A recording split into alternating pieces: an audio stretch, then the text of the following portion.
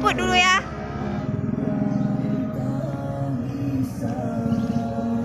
Dewa anak muda.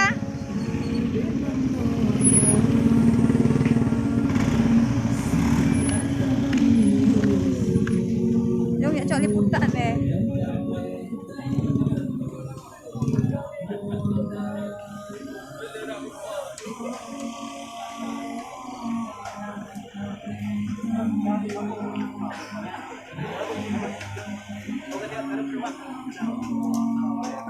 Iban, Kak dia pergi-pergi ya.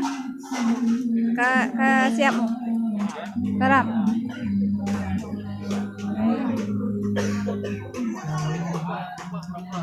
Penumpang dah mulai. Berapaan? Banyak dah. Berartinya untuk warga mungkin bentuk mah. Untuk ni tim belum kan? Bang Erol, siai.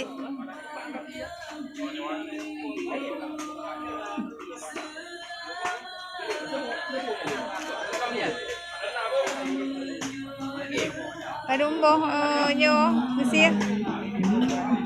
Kadumboh Mesir lumo. Limau.